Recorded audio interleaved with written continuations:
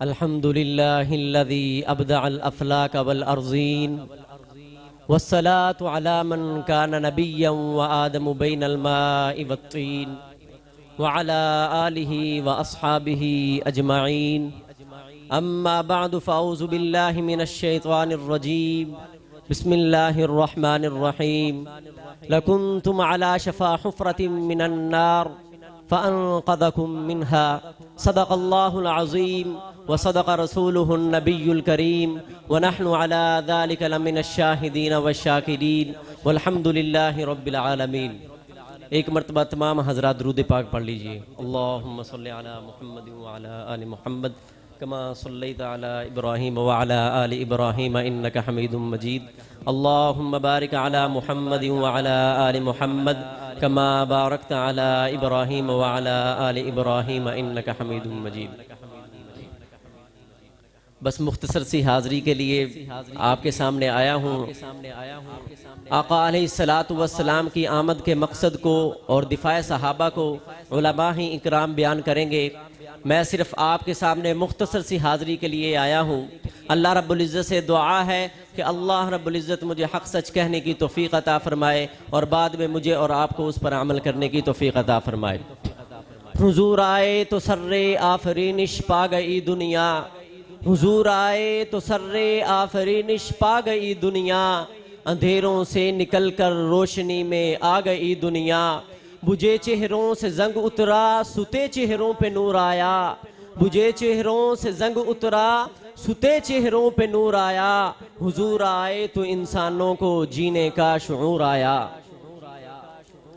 میرے معزز سامعین کرام اور علماء کرام، آقا علیہ السلام کی آمد سے قبل کی جہالت جو تھی، اس جہالت کو ہر خطیب نے اپنے خطابت کے ذریعے، ہر ادیب نے اپنے قلم کے ذریعے، ہر مفسر نے اپنی تفسیر کے ذریعے، تمام شعراء نے اپنے اشعار کے ذریعے اپنے تئیں بھرپور کوشش کی۔ کسی نے کہا نبی علیہ السلام کی آمد سے قبل بچیوں کو زندہ درگور کیا جاتا تھا، کسی نے کہا نبی علیہ السلام کی آمد سے پہلے عورت کو صرف محض نفسانی خواہشات کا نشانہ بنایا جاتا تھا، کسی نے کہا آقا علیہ السلام کی آمد سے پہلے عورت کا معاشرے کے اندر کوئی مقام نہیں تھا، کسی نے کہا نبی علیہ السلام کی آمد سے پہلے بیت اللہ کا ننگے طواف کیا جاتا تھا، کسی نے کہا نبی علیہ السلام کی آمد سے پہلے اللہ کی توحید کو چھوڑ کر انسان جو تھے وہ بتوں کی پوجا کرتے تھے۔ لیکن قربان جائیے قرآن پاک کی فصاحت اور بلاغت پر، کہ قرآن پاک اسی کو یوں بیان کرتا ہے کہ اگر تم بچیوں کو زندہ درگور کرتے پھر بھی تم جہنم کے گڑھے پر کھڑے تھے، اگر عورت کا معاشرے کے اندر کوئی مقام نہیں تھا پھر بھی تم جہنم کے گڑھے پر کھڑے تھے، اگر بیت اللہ کا ننگے طواف کیا جاتا تھا پھر بھی تم جہنم کے گڑھے پر کھڑے تھے۔ اللہ رب العزت کو انسانیت کے اس حال پر رحم آ گیا اور اس نے اپنے مقدس ترین انسان کو رحمت للعالمین بنا کر اس دنیا کے اندر مبعوث فرمایا۔ اسی کو قرآن کہتا ہے لَكُنْتُمْ عَلَى شَفَا حُفْرَةٍ مِّنَ النَّارِ فَأَنْقَذَكُمْ مِنْهَا، کہ تم سب کے سب جہنم کے گڑھے پر کھڑے تھے، وہ آیا، اللہ نے اس کو اپنے محبوب کو، اپنے داعی کو، ایک رہبر کو بھیجا اور اس نے تم سب کو جہنم کے گڑھے سے نکال کر جنت میں داخل کرنے والا بنا دیا۔ آقا علیہ السلام کو اللہ رب العزت نے ایک مقصد دے کر بھیجا، اور وہ مقصد کیا ہے؟ یہی لَكُنْتُمْ عَلَى شَفَا حُفْرَةٍ مِّنَ النَّارِ فَأَنْقَذَكُمْ مِنْهَا، کہ آقا علیہ السلام کی آمد سے پہلے تمام جو انسان تھے وہ جہنم کے گڑھے پر، کنارے پر کھڑے تھے، لیکن آقا علیہ السلام آئے اور انہوں نے ان کو بچایا۔ اب دیکھتے ہیں کہ آقا علیہ السلام نے اس مقصد کی تکمیل کیسے کی۔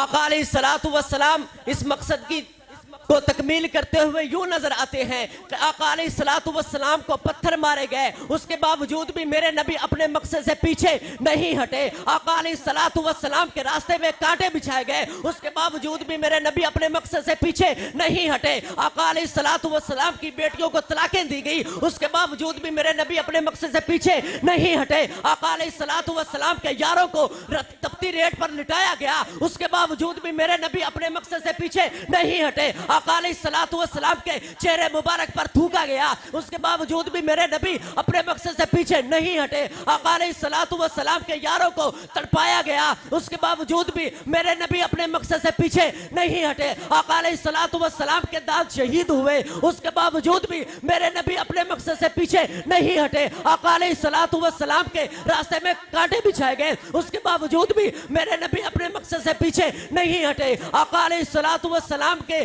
آگے تپتے، آقا علیہ الصلوۃ والسلام کے یاروں کو لٹایا گیا، اس کے باوجود بھی میرے نبی اپنے مقصد سے پیچھے نہیں ہٹے۔ آقا علیہ الصلوۃ والسلام کی بیٹیوں کے منہ پر تماچے مارے گئے، اس کے باوجود بھی میرے نبی اپنے مقصد سے پیچھے نہیں ہٹے۔ آقا علیہ الصلوۃ والسلام کی بیٹیوں کو طلاقیں دی گئی، اس کے باوجود بھی میرے نبی اپنے مقصد سے پیچھے نہیں ہٹے، حتیٰ کہ آقا علیہ الصلوۃ والسلام کے کفار مشرکین قتل کے پے در پے ہو گئے، اس کے باوجود بھی میرے نبی اپنے مقصد سے پیچھے نہیں ہٹے۔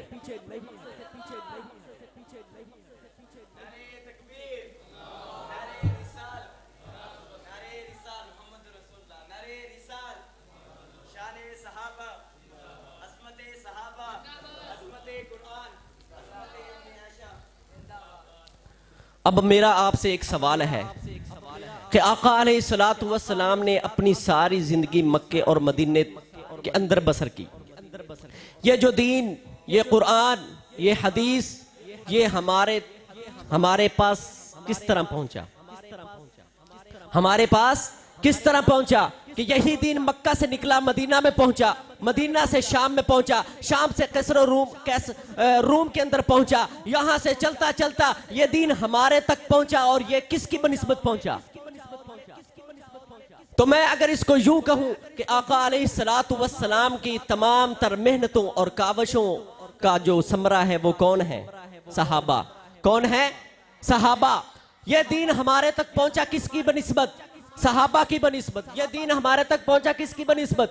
صحابہ کی نسبت۔ یہ قرآن ہمارے تک پہنچا کس کی بنسبت؟ صحابہ کی بنسبت۔ تو میں یوں کہتا ہوں کہ اگر نبی علیہ الصلوۃ والسلام محمد الرسول اللہ بنے تو رسالت کے گواہ کون؟ صحابہ ہے۔ اگر اللہ کے رسول جو ہے وہ خاتم النبیین بنے تو ختم نبوت کے دعوے دار کون؟ صحابہ ہیں۔ اگر نبی علیہ الصلوۃ والسلام سپہ سالار بنے تو مجاہد کون؟ صحابہ ہیں۔ اگر نبی علیہ الصلوۃ والسلام معلم بنے تو شاگرد کون؟ صحابہ ہیں۔ اگر نبی علیہ الصلوۃ والسلام کا جمال صحابہ ہے، نبی علیہ الصلوۃ والسلام کا کمال صحابہ ہے، نبی علیہ الصلوۃ والسلام کی شان صحابہ ہے، نبی علیہ الصلوۃ والسلام کا تقدس صحابہ ہے، نبی علیہ الصلوۃ والسلام کو بیٹیاں دینے والے صحابہ ہیں، نبی علیہ الصلوۃ والسلام سے بیٹیاں لینے والے صحابہ ہیں، نبی علیہ الصلوۃ والسلام کے رشتہ دار صحابہ ہیں، نبی علیہ الصلوۃ والسلام کے ایک اشارے پر اپنا ترسرد جدا کرنے والے صحابہ ہیں، نبی علیہ الصلوۃ والسلام بدر میں گئے 7 صحابہ ہیں، نبی علیہ الصلوۃ والسلام احد میں گئے 7 صحابہ ہیں، نبی علیہ الصلوۃ والسلام تبوک کے اندر گئے 7 صحابہ ہیں، نبی علیہ الصلوۃ والسلام اگر جنگ احد میں گئے 7 صحابہ ہیں، نبی علیہ الصلوۃ والسلام کی عفت صحابہ ہیں، نبی علیہ الصلوۃ والسلام کی عظمت صحابہ ہیں، نبی علیہ الصلوۃ والسلام کی پاکیزگی صحابہ ہیں، نبی علیہ الصلوۃ والسلام کا جمال صحابہ ہیں، نبی علیہ الصلوۃ والسلام کا تقدس صحابہ ہیں، نبی علیہ الصلوۃ والسلام کا کمال صحابہ ہے، حتیٰ کہ آقا علیہ الصلوۃ والسلام کی تمام تر محنتوں کا، کاوشوں کا، تمام تر فکر کا، طلب کا، سلب کا، للکار کا، یلغار کا، حبدار کا، تمام تر صبرہ جو ہے وہ صحابہ ہیں۔